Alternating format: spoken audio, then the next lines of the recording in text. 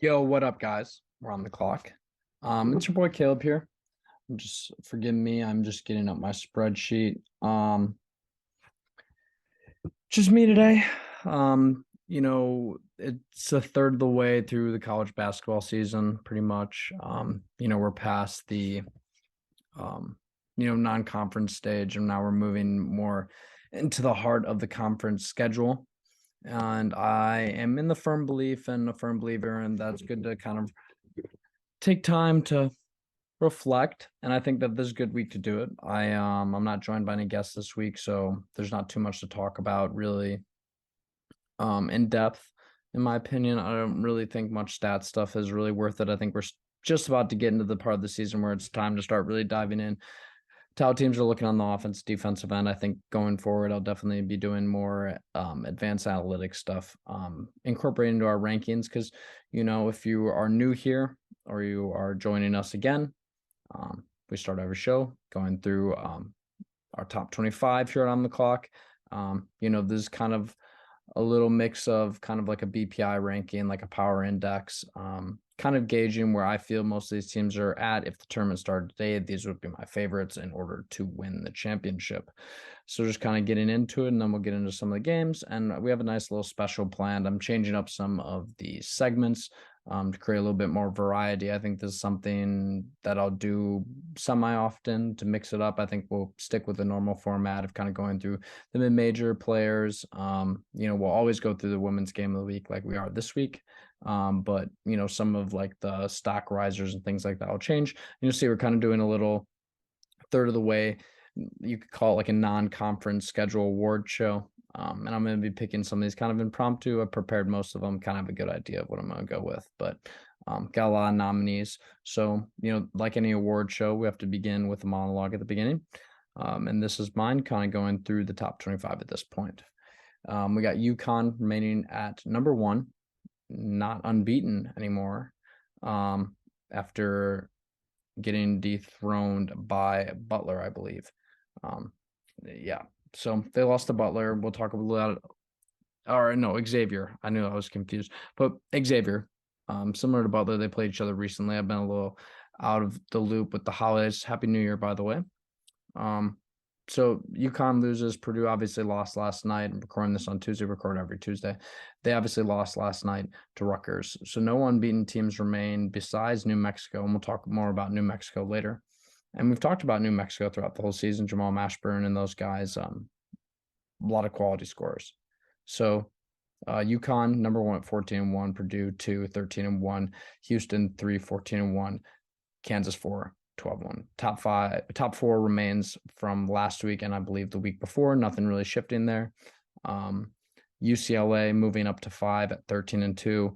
Arizona remaining at 6 at 13-1. Alabama at 7 again at 11-2. Arkansas dropping from 5 to 8 at 11-2. Miami remaining at 9 at 13-1. Virginia dropped, moving up from 11 to 10, 10-2, kind of creeping back towards that range where they were a couple weeks ago when they were one of the unbeaten teams in the country. Baylor moving down as they fall to 10-3 from 10 to 11. Illinois remaining at 12 at 9-4. Texas moving up as they continue to win and bounce back from the Chris Beard stuff, as well as their loss to Creighton, I believe. So yeah, they're bouncing back. There will be a steady riser, obviously moving up 8 spots this week. Gonzaga as well moving up 8 spots at 12-3. Indiana moving down 10-3. Sorry, I got a little interrupted there. There might be a break in the video. We're talking about Gonzaga moving up as well, 8 spots, 12-3, like I said. Indiana moving down 1 spot to 10-3. Wisconsin remaining at 16, 10-2. Missouri rising up after their win over Kentucky, 12-1, 17. We'll talk more about that game later. 11-4. Utah remaining at 18. Duke moving up to 19 at 11-3. Kentucky at 20 at 9-4. Tennessee 21 at 11-2. Auburn at 22 at 11-2. Sorry. 11-2. Virginia Tech moving down 10 spots, unfortunately, one of my favorite teams, kind of in this process. Um, but they have had a couple losses. Doesn't really necessarily mean that I'm not out on them. I'd say I still rank them very highly at 23. I think that, these rankings get undervalued in terms of how good teams actually are. They're at 11-3 in an ACC. I think that they're going to continue to be really strong throughout the rest of conference play. Michigan State moving into the rankings at 24 at 9-4, returning from where they were. They were kind of in this range earlier in the year. Ohio State at 10-3, rising up 2 spots this week from 27 to 25. So kind of talking about some of the top 25 games. We have a lot to get to, and not the most amount of time tonight, unfortunately. Do have to get this edited and uploaded, and I have a lot of other things on my plate, as most of us do this holiday season. And it's like we always say, it's an interesting time of year, especially post-COVID with everything that goes on. Purdue falls to Rutgers, obviously. Unfortunate. I think, for Purdue, they don't really necessarily need to be undefeated. I don't think any team needs to be undefeated. I think it was cool to have, an undefeated team at the top. But, there's a lot of parity in college basketball, and this kind of shows that, most of these powerhouse teams can lose to really any team in their conference on any given night when they play well. Rutgers rebounds the ball really well, presents a lot of matchup challenges for a Purdue team that's not ridiculously strong in the backcourt after losing Jaden Ivey. Xavier beat UConn 83-73. 23 free throws made for Xavier. I think that's kind of the story of the game. A lot of foul trouble for UConn. Adama Sanogo had a great game. Andre Jackson had a great game. I think he had 8 rebounds, 8 assists. Not sure how many points, but all of these guys continue to play well, but it's just about, consistency. A lot of these teams at the top, just want to maintain their steady play. And I think that if they're looking for things to improve on, trying to stay out of foul trouble will be one I think that they could learn from this game. Arizona and the interstate rivalry versus Arizona State. The Riz, the Wildcats come out on top, 69-60. Nothing really notable in that game. I just think it's notable that, interstate rivalry, that stuff. Bama versus Mississippi State. Bama coming out 78-67. This is a good one, a little anecdote that I picked up. Bama's 3 freshman starters in this one had 38 points, 22 rebounds, and 12 assists combined. Really just goes to show you kind of the strength in numbers there at the freshman class of just the whole country. And also, in the SEC, there's a lot of trios like, Jordan Walsh, Nick Smith, and Anthony Black. You have Clowney, Bradley, Miller, Livingston, Wallace. Wallace. I mean, there's tons in the ACC as well with, Whitehead, Lively, Proctor, Filipowski, that whole team, basically Mitchell. So lots of freshmen, great performers. Bama, beating down Mississippi State, not really a team that I'm very fond of in my opinion, but I don't really pick favorites, but maybe I do. It happens. Now we're moving to the part that I actually like. So this is kind of a concept that I think will carry throughout the season. I'll do this probably 3 times. The awards may change. Just kind of going through the categories will be player of the year favorite, all freshman first team, all freshman second team, big stepper award, underchatted, fire starters, mid-major performer, and coach of the year. And I'll kind of go through what each of the categories mean. Some of them are pretty self-explanatory. Player of the year being one of those. Jalen Wilson, Zach Edey, Drew Timme, Adama Sanogo, and Trace Jackson Davis. If you need the schools, I would recommend you watch more college basketball because these are 5 of the more prominent, returners in college basketball this season, and they've all showed out. At the beginning of the year, if you would ask me to put together probably a 7-person shortlist for this award, all 5 of these names, maybe besides Adama Sanogo, would be on it. If I were to pick one and kind of go in depth to talk about, and who I think is probably my favorite at this point to win, is Jalen Wilson. I think Kansas has the most staying power at the top there. I think Houston's a really deep team. I think that they're probably the only team that'll rival Kansas in terms of depth, but in terms of superstar talent, you look at, Sanogo and Edey up there at the top. And I think Timme and Jackson Davis will lead their teams. I think Gonzaga on the season, the top 10, and Indiana in the top 20. If not the top 15. But the biggest thing for Jalen Wilson is just his ability to score the ball in clutch time. I think when you're looking at a player of the year, it's a guy that, can also get it done on the perimeter, can do a lot of things, can initiate, can pass the ball. And, not that Zach Edey and Adama Snugo aren't doing that and impacting the game in a lot of ways. I think Wilson does it in a way that's more tangible on every possession.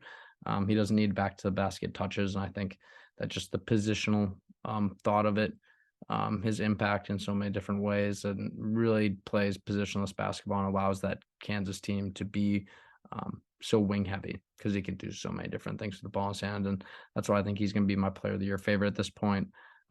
No numbers here. I think the numbers speak for themselves if you look at them, though. I can pull him up and we can chat about it anytime. I tweet about him fairly often, but I think there's a guy that consistently is getting overlooked right now as somebody who should be a top 20 prospect. I mean, 11th in the country in scoring at 21 points per game, tied for 57th in the country, but still averaging 8.6 rebounds, almost 3 assists on not the best shooting splits, but I think it's because he's carrying the offensive scoring load, the isolation load for sure. And yeah, I just like Jalen Wilson. I think he's going to continue to have a great year. All freshman first team, second team, kind of self-explanatory as well. These aren't really like picking one player, but more just the general group. Brandon Miller, Brent Sensabaugh, Keontae George, Drace Walker, Kyle Filipowski all on the first team. Kind of giving a quick synopsis about each of those picks right at this point. Brandon Miller, I think, has been the best number one scoring option freshman in the country. You could make an argument for Gigi Jackson, but I think in terms of efficiency and doing it at a high level while helping a team win, I think Brandon Miller takes the cake there.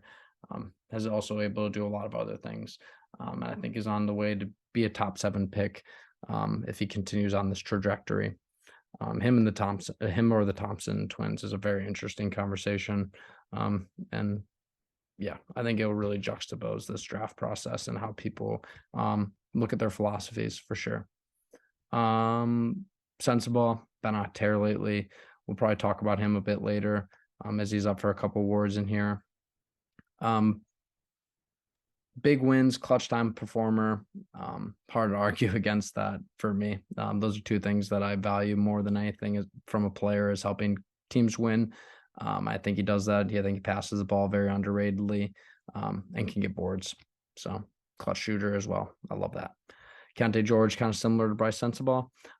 Started the season on, not necessarily the path that people thought he would take as like a primary scoring option, but has presented himself as a solid combo guard that looks like he's going to be probably a starter at the next level very soon once he gets there.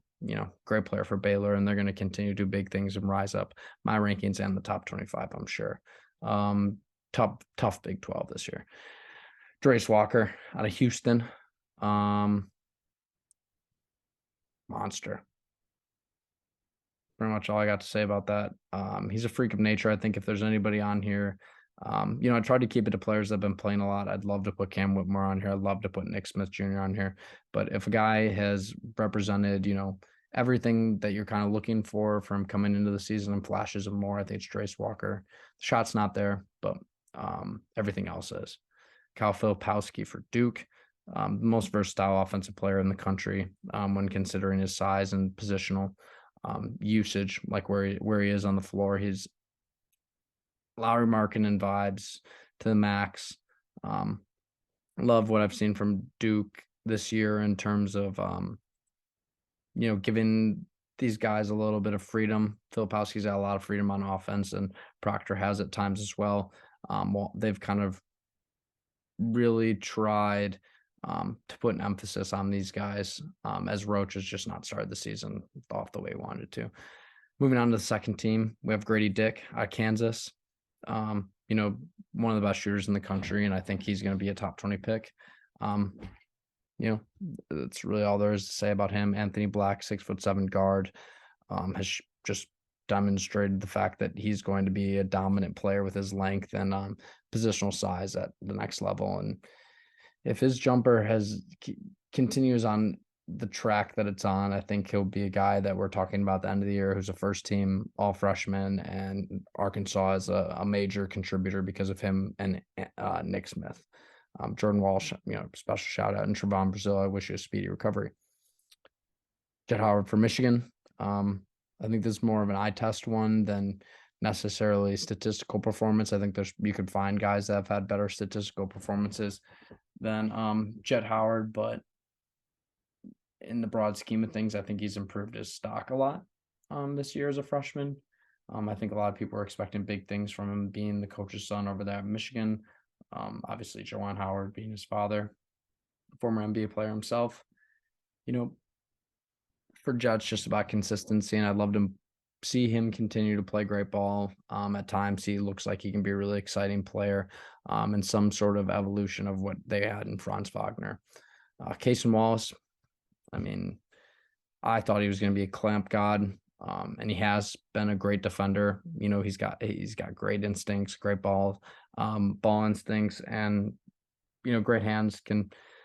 Can really make an impact at the point of attack and in the passing lanes. And then the demonstration that he's shown shooting the ball with major consistency off movement from three. It's just lovely to see. Speaking of shooting off movement, Gregory Jackson III of South Carolina, making it here on the second team. Part of me wants to put him on the first team because I think of anybody who's had a chance to show everything that they can do and kind of just put their game out there. It's Gregory Jackson, GG. I think he's shown flashes of being a dominant offensive weapon at not only college level, but I think he shows signs of being somebody that could torch people in isolation at the next level. The pick and roll offense could be there. I think he's such an interesting player. And I think he's definitely going to get the due diligence at some point to break down. Hopefully sometime soon. DeShondre Washington, I'm sorry. Big Stepper Award. This is a guy who's their draft stock the most. Probably most of my inference of this is off Twitter and guys who are kind of slept on or not being talked about at the beginning of the year and now are household names in the top 60 conversation. DeShondre Washington of New Mexico State. I'm going to pick one here, by the way. Taylor Hendricks, UCF. Bryce Sensabaugh, Ohio State, Noah Clowney, Alabama, Maxwell Lewis, Pepperdine. This one, I'm going to go with Maxwell Lewis, Pepperdine. I think going into the season, he was a guy who was mostly looked at as an athlete, and he's demonstrated incredible 3-level scoring ability. One of just the purest hoopers in the country and is an absolute freak athletically. I think he went from being probably 40 ranges on most people's boards to being a consensus lottery guy, which is quite incredible and takes the cake here. Under chatted. So these are guys that I feel like these are more my sleepers and guys that I feel where I have them on my board is really off from the consensus. I think it's D'Moi Hodge, Jalen Clark of UCLA, D'Moi Hodge of Missouri, Jalen Clark of UCLA, Jalen Wilson of Kansas, Coleman Hawkins of Illinois, Mark Mitchell of Duke. And then we'll go with Coleman Hawkins here of Illinois. I think looking at where the NBA is going, a 6'10" guy who can put the ball on the floor, make really great decisions on offense, shoot it at an incredible rate from very long range. You want to see him sure up some consistency off the catch and kind of sure up some of the shot selection for sure. Some of those makes are really pretty, but they make for really ugly misses when they happen.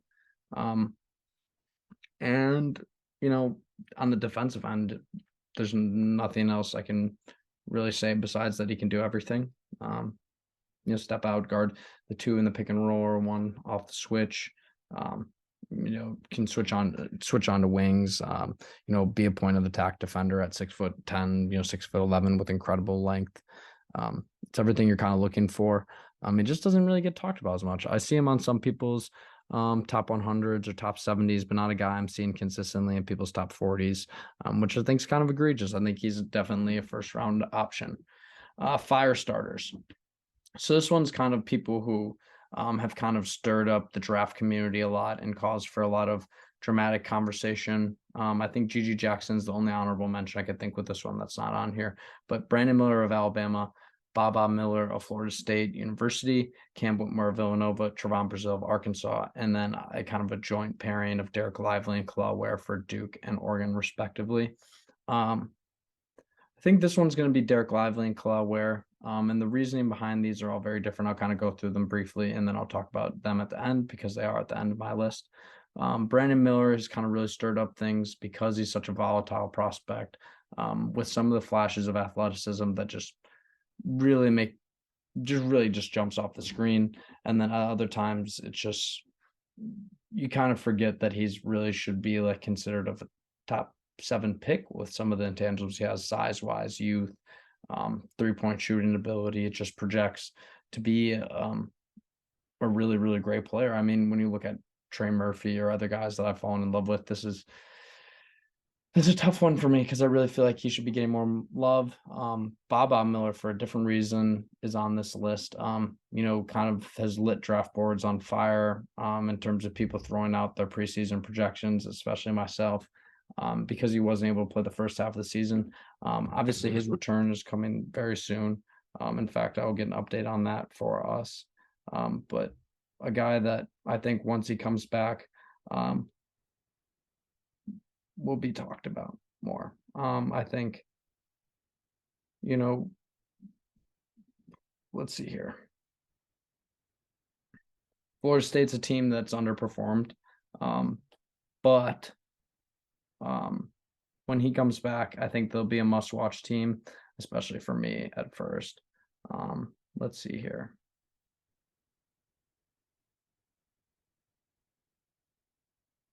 He's suspended apparently for just a few more games. So we'll have to see. It'll happen. Cam Whitmore, obviously, his injury early in the season got a lot of people frustrated and wanting to see him. And now kind of he's been incorporating much similarly to Dariq Whitehead, and we're not really sure what to see about that. You could kind of toss Dariq Whitehead into that conversation as well. Trevon Brazil had an incredibly loud start to the college basketball season. Obviously, he's been sidelined for the rest of the season with the leg injury. And he's going to be a guy that at the end of the season, people are going to have to tap in on that film and be like, if this guy, if he recovers to 100%, is he not a top 15 pick? And I think that's a very hard conversation to have. And it will be had by me and probably some people at the end of the year. Derek Lively and Kalel Ware, the winners here. The number 1 player in the country and another very prominent pick who was on, the USA team. Both these guys had promise of being, stretch the floor modern bigs, and have just had very much of a opposite of James Wiseman, where they just kind of been, not only are they not showing some of the flashes of the shooting that you'd like to see or thought you were going to get, but the opposite of what James Wiseman did, which was have an incredible start to the year, just dominating on the inside. They've struggled really to put much of a good stretch of basketball together between the two of them. So they've just been disappointing. I think both guys that were in a lot of people's top 15, that just aren't in that conversation anymore. If even for Kalel Ware, if even in the first round conversation, I think you're drafting mostly off potential there. And Derek Lively, I think in the late first round conversation, I still think you're drafting off potential. That's not really valued. Moving on to mid-major performers, Jordan Jelly Walker of UAB, Alabama Birmingham University. Maxwell Lewis of Pepperdine, Tafali Leonard, Middle Tennessee, Tucker DeVries, Drake, Jalen Slauson, Furman. As much as I would love to go with Jalen Slauson, I'm going to refrain. And I'm going to go with Jordan Walker here. Last time I checked, the leading scorer in the country. If you haven't watched this guy, you got to. And that's really the end of the day. I can't say anything that would describe the way he plays, besides just pure joy. It's so fun to watch him play basketball. So make sure that is part of your watch list if you have not been tuned in to the Jelly Walker show. Coach of the year. I'm going to go with Richard Pitino of New Mexico because I think they're the only team that's undefeated left. And I think that's just a fair marker to have. He's done a great job with all the stars and the scores that they have on that team, being able to get it to work, and having the buy-in on the defensive end has made them a real powerhouse in the country so far this year. Really weak schedule, but I think they're going to be here to stay. And I think once they play some marginally better competition, they'll get more recognition. Those bars. Calvin Sampson of Houston, Dan Hurley of UConn, Mick Cronin of UCLA, and Matt Painter of Purdue, all leading great programs, all playing great defense. Not much really more to say about that. They're all pretty dominant schools. I'm sure we'll talk more about their universities later in the year.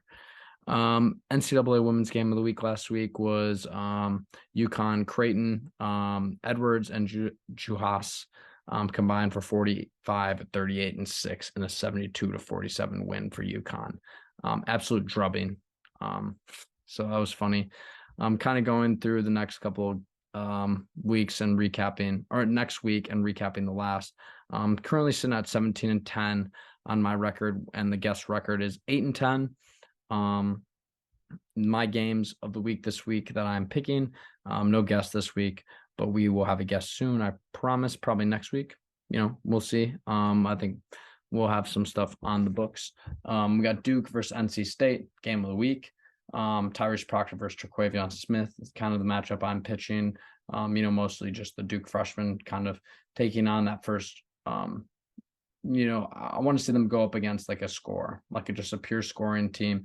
That NC State is not just a pure scoring team. They have a lot of pieces around it, but having like a primary one guard attack, that's a lot of how NC State's offense is initiated, even when the ball isn't in Turquavion's hands. So I guess I'm trying to say that I just really want to see a lot of point of attack defense from Duke, and see how that works out with the Filipowski, Mitchell, Proctor, and not Livingston. I think I said Livingston earlier, but I swear I was talking about Kentucky. Proctor, Mitchell, and Whitehead. I mean, I want to see Whitehead out there. So, and Lively, all of the guys. Missouri and Arkansas. Obviously, it's number 19 Duke versus unranked NC State. These games are on Wednesday. I'll tell you the dates. 1-4. Number 17 Missouri, so that's Wednesday, tomorrow. 17 Missouri versus number 8 Arkansas. I have Missouri. Not betting against my Tigers anymore. They were able to knock off Kentucky last week, or last time we talked about them. And yeah, I mean, just can't really doubt them. I haven't been doubting them. I'm going to continue to ride the Missouri train. They just going with my gut here with these. They knocked off Kentucky last week. What am I talking about? I knew I was crazy. I was looking for it on my spreadsheet here. Very chaotic episode here today. Again, on Wednesday, 30th ranked TCU Horned Frogs versus number 11 Baylor Bears. I have the Baylor Bears in this one. Flagler, George, and all of those guys are going to take it to Mike Miles Jr. and the crew that TCU's got. So we'll have to see. I think Baylor matches up well for TCU, which is a guard attack and mostly a perimeter attack, and the defensive prowess of Baylor's guards has been kind of what's held this team together for, the program really together for several years now. 1-5, so Thursday, number 2 Purdue versus number 25 Ohio State. I got Ohio State in this one. I think that I'm going to bet on Purdue's backcourt weakness. I think they have good guards, not great guards. Fletcher Lawyer is a good player, good offensive player, good shooter, not a great defender. So I think Bryce Sensabaugh and Roddy Gale and the boys of the Buckeyes are going to take it to the Boilermakers and Hannah Monell. Kind of the sleeper games this week, I have 2 of them. Xavier versus Villanova. Obviously, Cam Whitmore taking on Xavier's been putting together a really good structured ball. I'm pretty sure they're on like a 4 or 5 game win streak, if not 6. I was looking at earlier. And Villanova's obviously been playing very well since Whitmore got back, but still need to find kind of where their ceiling's at as a team. That game is on the 7th, and also on the 7th, number 21 Tennessee taking on South Carolina. Kind of pitching this is Julian Phillips versus Gigi Jackson. On the women's side, all 3 games on Wednesday, number 24 St. John's versus Seton Hall. I have Seton Hall. 1-4 Texas Tech versus not 1-4, but on 1-4. Texas Tech takes on number 21 Kansas. I have Kansas. And also on Wednesday to round out our slate, We have number 22 North Carolina versus Miami. St. John's versus Seton Hall is my women's game of the week. I'm hoping it's a little bit more competitive than last week, so it's more joyful to talk about. I hope you guys are all enjoying your new year. There's going to be more content coming in the future. Just doing my thing. We have a lot. I have a lot of stuff planned. Let's stop saying we. Kind of going forward, you're mostly going to be seeing me. Kind of how it started. Julian's been taking some time away, found himself a big boy job. I'm super happy for him. Wish him nothing but the best. And obviously, we've been collaborating a lot with Trevor in the Two Pointers podcast. And we're just going to be focusing more on draft stuff. And I think as we get closer to the thick of college basketball, it's more effective for me and Trevor to use our time the best way we can. And for him, that's covering the NBA. And for me, that's covering college basketball. And kind of overlapping those all the time is tough for both of us. So in his best interest, mostly, I think that he's going to go back to recording the NBA most of the time and still mix in some college basketball stuff. While I'm just going to really gear forward and keep grinding away at this draft process because it's been addicting and I'm loving it. This 6-month madness stuff and the weekly college basketball stuff is fun just to keep tabs. And I hope you guys are enjoying it. If you like the series, please, give me a follow on Twitter. Like the video. Anything you guys do support. Just shows that people are watching, people are still enjoying it. And it helps me enjoy it more. It gives me a little boost of confidence to get on here and squabble about all this stuff by myself. So, that's the pod. And we're gonna see this next week if things kind of heat up. There's some better games this week. We didn't really get to all of them because we only predict 6 games a week, but make sure you keep your tabs on the college basketball landscape. Big things are going on. So if you guys enjoyed, we're off the clock.